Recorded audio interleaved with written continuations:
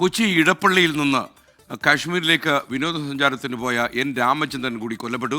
സ്വന്തം മകളുടെ മുന്നിൽ വെച്ചാണ് പേര് ചോദിച്ചതിന് ശേഷം ഈ തീവ്രവാദികൾ രാമചന്ദ്രന് നേരെ നിറയൊഴിച്ചത്. വളരെ സങ്കടകരമായൊരു സാഹചര്യമാണ്. പഹൽഗാം പോലെ ഏറ്റവും വലിയ രാജ്യത്തെ ടൂറിസ്റ്റ് സ്പോട്ടിലേക്ക് പോയ ഒരു മലയാളി കൂടി കൊല്ലപ്പെട്ടു എന്നുള്ള വാർത്ത ഇന്ന് രാത്രി തന്നെ വന്നിരുന്നു. ഇത് എൻ രാമചന്ദ്രനാണ് കൊല്ലപ്പെട്ടതെന്ന് 24 സ്ഥിരീകരിച്ചിരുന്നു. അതിനുശേഷം സങ്കടകരമായ കാര്യമാണ് ഇടപ്പള്ളിയിലെ അദ്ദേഹത്തിൻ്റെ വീട്ടിൽ സംഭവിക്കുന്നത്. അദ്ദേഹത്തിൻ്റെ മകൻ ഗൾഫ് നാട്ടിലാണ്. അദ്ദേഹം മടങ്ങിയെത്തിയതിന് ശേഷം മാത്രമേ അദ്ദേഹം കാശ്മീരിലേക്ക് എത്തുമെന്നാണ് ഇപ്പോൾ നമുക്ക് ലേറ്റസ്റ്റായി ലഭിക്കുന്ന വിവരം. എമിറേറ്റ്സിലുള്ള എൻ്റെ സുഹൃത്ത് ഹരിയാണ് ഈ വിവരം എന്നോട് കൺഫേം ചെയ്തതിന് രാത്രി രാമചന്ദ്രനാണ് കൊല്ലപ്പെട്ടതെന്നുള്ളത്. എന്തായാലും വളരെ ഷോക്കിംഗ് ആയിട്ടുള്ളൊരു വാർത്തയായിരുന്നു അത്. മലയാളി ആരാണ് കൊല്ലപ്പെട്ടതെന്ന് നമ്മൾ പരക്കം പായുമ്പോഴാണ് ഹരിയുടെ ഒരു ഫോൺ കോൾ അപ്രതീക്ഷിതമായി എന്നെ തേടി വരുന്നത്. Thank you Hari for the information. ഇപ്പോൾ വിഷ്ണു സുരേഷ് നമുക്കൊപ്പം ഡൽഹിയിൽ നിന്ന് കൊച്ചിയിൽ നിന്ന് ചേരുകയാണ്. Vishnu, good morning. വല്ലാത്തൊരു പ്രഭാതമാണ് ഇടപ്പള്ളിയിൽ നിന്ന് എനിക്കറിയാം. കാരണം നിർദോഷമായി ഈ അവധിക്കാലത്ത് ടൂർ പോയ ഒരാൾ കൊല്ലപ്പെട്ടു എന്നുള്ള കാര്യം. എന്താണ് വിവരങ്ങൾ അവിടെ നിന്ന് പറയാൻ കഴിയുക?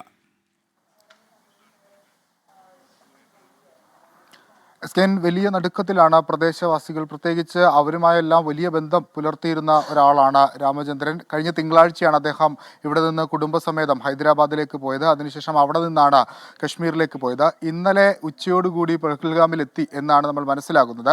അദ്ദേഹം അവിടെ എത്തുന്ന ഘട്ടത്തിൽ അദ്ദേഹവും മകളുമാണ് ഈ ടൂറിസ്റ്റ് സ്പോട്ടിലേക്ക് എത്തിയത്. ഭാര്യ വാഹനത്തിൽ തന്നെ ഇരിക്കുകയായിരുന്നു. ഇതിനിടയിൽ മകളുടെ മുന്നിൽ വെച്ച് ഇദ്ദേഹത്തെ കൊലപ്പെടുത്തിയെന്നാണ് പുറത്തുവരുന്ന റിപ്പോർട്ടുകൾ. പിന്നാലെ മകളാണ് ഈ വിവരം അദ്ദേഹത്തിൻ്റെ തൃപ്പൂണിത്തുറയിലുള്ള ബന്ധുവിനെ വിളിച്ചു പറയുന്നത്. അങ്ങനെയാണ് ജില്ലാ ഭരണകൂടവും അതോടൊപ്പം പോലീസും ഒക്കെ ഈ കാര്യങ്ങൾ അറിയുന്നത്. അദ്ദേഹത്തിൻ്റെ മകൻ നിലവിൽ ഇന്ന് ഉച്ചയോടുകൂടി ശ്രീനഗറിലെത്തും. അതിനുശേഷം പോസ്റ്റ്മോർട്ടം നടപടികൾ അവസാനിച്ച് കേന്ദ്ര സർക്കാരിൻ്റെ ആദരാഞ്ജലി അടക്കമുള്ള നടപടികൾ പൂർത്തിയാക്കി ഇന്ന് വൈകിട്ടോ നാളെയോടുകൂടി മൃതദേഹം എത്തിക്കാനാകുമെന്ന പ്രതീക്ഷയാണ് ജില്ലാ ഭരണകൂടം പങ്കുവെക്കുന്നത്. കേന്ദ്ര സംസ്ഥാന സർക്കാരുകൾ ഈ മൃതദേഹങ്ങൾ ഓരോ സ്റ്റേറ്റുകളിലേക്കും എത്തിക്കുന്നതിന് വേണ്ടിയിട്ടുള്ള നടപടിക്രമങ്ങൾ ആരംഭിച്ചിട്ടുണ്ട്.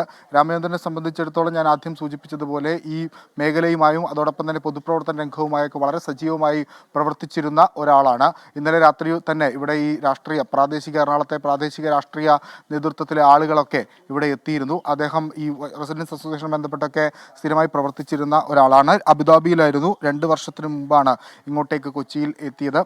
ഈ മക്കളുമൊത്ത്, അതായത് ബാംഗ്ലൂരിലുള്ള മകൾ ഇവിടെ എത്തിയ ഘട്ടത്തിലാണ് മകളുടെ മക്കളും ഒപ്പം ഒരു വിനോദയാത്രയ്ക്ക് പോകാമെന്ന് തീരുമാനത്തിലെത്തുന്നത്. കഴിഞ്ഞ ആഴ്ച ഇതേ പ്രദേശത്ത് നിന്ന് ഒരാൾ കശ്മീരിലേക്ക് പോയിരുന്നു.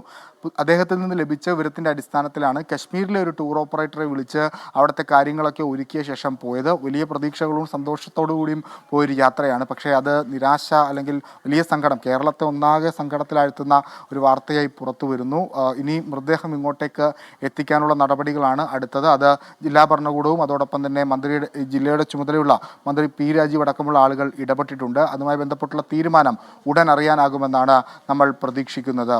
SK സുരേഷാണ് വിവരങ്ങൾ നൽകിയത്. കൊച്ചി ഇടപ്പള്ളിയിലെ എൻ രാമചന്ദ്രനാണ് പഹൽഗാമിൽ കൊല്ലപ്പെട്ടത്. 28 പേരുടെ ജീവനെടുത്ത തീവ്രവാദി ആക്രമണമാണ് ഇന്നലെ ഉണ്ടായത്.